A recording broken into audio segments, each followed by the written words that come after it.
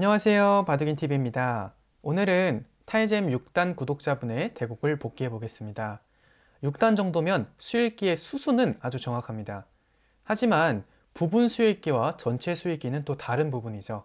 오늘 복귀의 핵심은 정교한 수읽기를 바탕으로 한 올바른 방향 감각입니다. 9단의 시선으로 그 차이를 보여드리겠습니다. 구독과 좋아요는 큰 힘이 됩니다.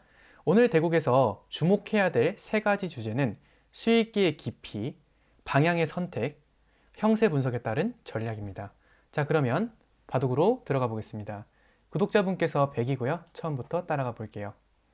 자, 처음 정석은 한 칸 낮은 협공으로 시작됐어요. 이 정석에 대해서는 제가 나중에 한 번 더 영상으로 남길 거고요. 오늘은 간단하게만 진행해 보겠습니다. 붙였을 때 흙이 둘 수 있는 수는 총 3가지예요. 젖히는 것, 안쪽으로 젖히는 것, 바깥쪽으로 2칸 뛰는 것. 먼저 안쪽으로 젖히는 것부터 보겠습니다. 자, 이렇게 되면 백은 같이 끊어야 되고요. 흙은 반대쪽으로 넘어가고 백은 여길 바로 단수 치는 건요. 늘었을 때 흑돌을 잡을 수가 없어요. 단수를 친다고 해도 빵빵 하면은 백돌이 도망갈 데가 없죠. 그래서 4를 두기 전에 가운데를 끼워줘야 됩니다.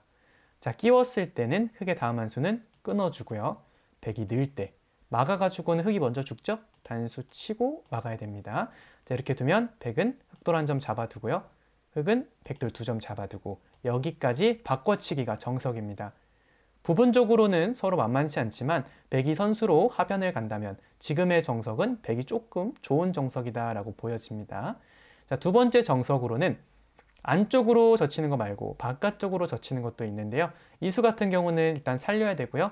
흙은 2칸을 뛸 건데 여기서 가운데 약점을 잘 노려야 됩니다.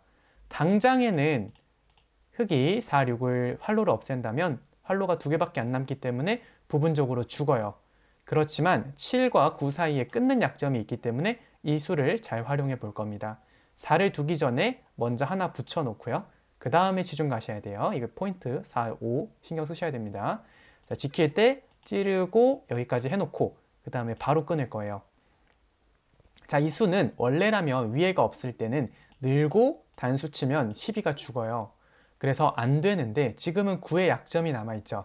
저희는 이걸 이용할 건데요. 지금처럼 평범하게 다 받아준다면 단수까지는 선수에서 잡을 수 있지만 밑으로 넘어가게 되면 이거는 흙이 오히려 둘만합니다. 우변 쪽에 집이 크기 때문에요. 그래서 14로 연결하는 것이 아니라 단수 치고 2번 쳐놓고 연결하는 거예요.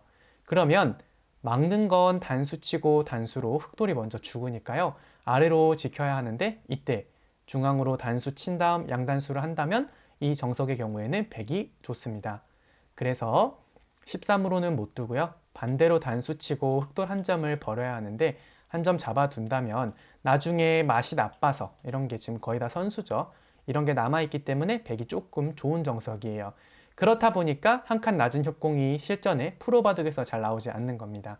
마지막 정석으로는 2칸도 있는데요. 이 수 같은 경우는 조은현 구단이 정말 좋아했던 수 중 하나고요. 발 빠르게 두려고 할 때 사용하는 행마입니다. 자, 여기 두게 되면 안쪽으로 젖히는 것 같은 경우는 2단 젖히는 수가 좋습니다. 부분적으로 3은 죽지만 뒤로 단수 치고 늘어둔다면 백이 한 점 먹은 거에 비해 흑의 집이 더 큽니다. 그래서 백도 여기서는 치받아야 되고요. 빠졌을 때 백은 우변 쪽을 지켜줘야 되는데 붙이는 건 흙이 강해지기 때문에 막는다고 하더라도 흙이 좀 더 둘만합니다. 그래서 한 칸 뛰는 게 핵심이에요. 늘면 협공, 2칸 뛰면 막아서 악수 교환을 좀 줄여야만 백이 좀 좋은 정석입니다. 물론 흙이 양쪽을 다 가져간 건 맞지만 상변을 보셨을 때 치중 가고 젖히는 게 남아있기 때문에 거의 집이 아니라고 봐야 돼요. 그래서 이렇게 됐을 때는 하변을 뺏긴다면 백이 좋은 정석입니다. 그래서 결론적으로는 이 정석 진행은 백이 좋다라고 알고 계시면 됩니다. 실전에 치받고 호구 치는 것도 잘하셨어요. 날일자는 흙이 안 좋은 정석입니다. 여기까지는 저는 깜짝 놀랐어요. 타이젠 6단이라고 하셨는데 9단인 제가 둬도 이렇게 뒀을 것 같아요. 그만큼 좋은 수들이 많았고요. 다가온 것도 괜찮았어요. 여기서 붙이는 것도 좋았는데 이때 이걸 붙이고 다시 여길 붙일 거였다면 처음부터 여기 붙이는 수가 실수입니다. 방금과 같은 행마를 할 것 같으면 먼저 붙여야 돼요. 돌이 있고 나서 두었다면 1이 조금 더 의미가 있었을 거예요. 그렇지만 붙이는 교환을 하고 여길 두다 보니까 흙이 뚫는 자세가 너무 좋아져 버렸죠. 백의 교환이 악수가 돼 버렸습니다. 그래서 지금은 그냥 꾹꾹 틀어막는 게 훨씬 더 좋습니다. 만약에 밑으로 넘어가는 거의 경우엔 연결하게 되면 우변 흑돌 석점을 공격할 수 있기 때문에 백이 충분히 싸울 수 있고요. 끊고 젖히게 되면 이거는 백도 좀 위험해 보이죠? 그렇지만 이때 백한테 좋은 수가 있습니다. 바로 젖히는 건 단수치고 두 점이 죽지만 들여다보는 수가 남아 있습니다. 이게 받아준다면 이 교환만으로 2단 젖히는 게 허용돼요. 단수치고 축은 나갔을 때 백이 좋습니다. 자, 그래서 이렇게 두는 수가 있기 때문에 흑은 찔러 넣어야 되는데요. 그때 가만히 연결. 그럼 흑도 밑을 지켜야 되는데 늘고 한 칸으로 행마에 둔다면 나중에 여기 끊는 약점이 또 남아 있어요. 그리고 우변 쪽 흑도 약하니까 백이 충분히 싸울 수 있었습니다. 실전 같은 경우에는 수익기 자체가 나쁘진 않았지만 여기서 뚫리는 자세가 너무 좋았어요. 그래서 백이 조금 앞서가고 있었는데 거의 5대5로 줄어든 상황입니다. 자, 젖히고 단수치고 맞고 이 수는 부분적으로는 되게 좋은 수였는데 결정적인 실수가 한 번 있었어요. 늘고 늘었을 때 막는 수. 이게 이 바둑에서 잘못하면 패착이 될 만큼 큰 실수였는데요. 왜 그러냐면 단수치고 단수 쳤을 때 받을 방법이 없습니다. 연결하면 축이죠. 반대로 단수 치는 것도 때렸을 때 늘 수 있으면 몰라요. 그런데 이걸 느는 거는 지금 여기 보시면 나가는 게 남아있죠. 축으로. 원래라면 장문이 돼야 되는데 여기 흑돌이 쌓이니까 또 여기도 축으로 죽어버려요. 그럼 백은 여기서 이걸 때려 먹어야 된다는 건데 호구 치게 되면은 좌상의 흑집이 너무 많아집니다. 그래서 백은 어떻게 뒀어야 됐냐면요. 이때 가만히 느는 게 포인트입니다. 그러면 흑은 받아준다면 호구 쳤을 때 그대로 죽고요. 끼워 있는다면 단수 쳤을 때 흑돌 두 점을 제압해 둘 수 있어요. 나가는 건 장문이 있습니다. 나가도 이거는 회돌이하고 단수 치면 축으로 이어지죠. 그래서 이렇게 두고 나서 흑이 여길 끊는다면 이거는 백도 둘만 해요. 왜냐면 조금 전처럼 두 점이 때려 먹힌 상황은 아니거든요. 그래서 뭐 때려 놓는다거나 또는 날일자를 간다거나 해서 우상 쪽에 있는 흑도를 압박한다면 여전히 백이 좀 좋은 상황이었는데 막은 거는 큰 실수였습니다. 근데 흑이 여기서 이걸 들여다보는 거는 확실히 흑이 기력이 별로 강하진 않다라고 보여집니다. 이렇게 돼서는 백이 많이 앞서가고 있습니다. 바둑에서 제일 중요한 건 이런 순간들이에요. 이때 흑은 몇 집이고 백은 몇 집인지 아는 것이 중요한데요. 한 가지씩 따져보겠습니다. 먼저 흑집부터 세어볼 건데요. 오늘은 제가 집을 셀 때 어떻게 해야 되는지까지 한 번 더 강조해서 말씀드려 볼게요. 두 개 있는 돌은 죽었죠. 그러면 하나당 두 집씩 세서 네 집, 다섯 집, 여섯 집, 일곱, 여덟, 아홉 집 정도로 보고 계시면 되고요. 젖히는 건 다 선수니까 여기까지는 집으로 볼 수 있습니다. 여기는 이렇게 생각하고 계시면 돼요. 그래서 서로 여기 전체가 집이 아니다라고 보시면 되고요. 흙은 중앙 두 턴 포함해서 10집 정도라고 보시면 됩니다. 그리고 우하기 같은 경우는 집이 아직 결정되지 않았죠. 그러면 이런 집들은 어떻게 세면 되냐면요. 주위가 어떤지를 보셔야 돼요.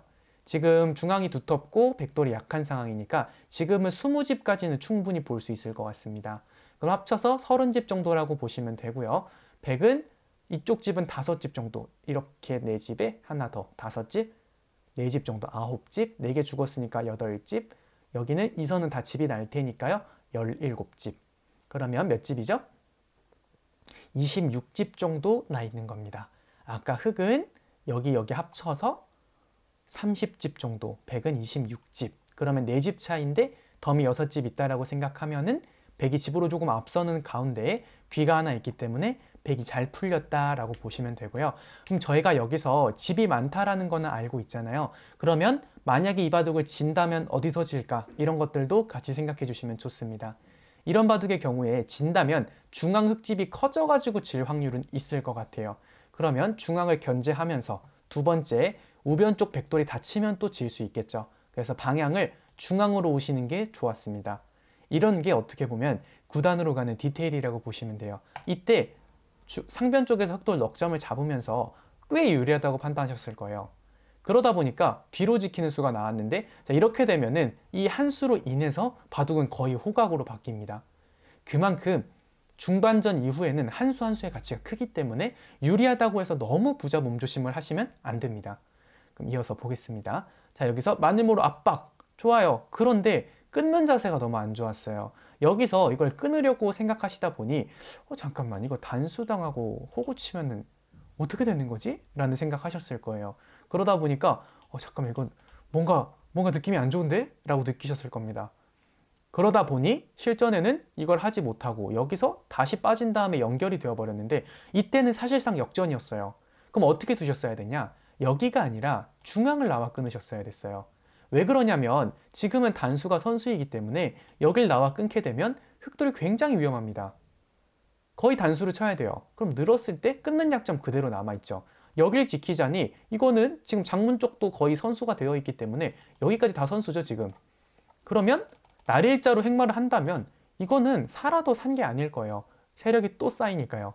그래서 이 방향이 훨씬 좋았을 것 같은데, 이렇게 되면서 어떻게 보면 한번 위기를 맞았다라고 볼 수 있습니다. 네, 지킨 건 잘하셨고요. 바둑 자체를 그래도 수순에 맞게 행마는 되게 좋으세요. 중앙으로 나가는 것까지. 자, 여기서 치중 갔을 때는 위로 막으셨는데 지금은 아래로 막는 게 조금 더 좋습니다. 이거 약간 지엽적인 부분인데요. 뭐 예를 들어 이런 식으로 해가지고 백돌 두 점이 죽을 수는 있어요. 그런데 이 두 점 커 보이나요? 작아 보이나요? 이런 거는 상대방한테 웃으면서 주셔야 돼요. 엥? 이걸 왜 먹지? 이러면서 주셔야 돼요. 왜냐하면 이렇게 해서 먹었잖아요. 먹으면서 몇 집 만들어지실 것 같나요?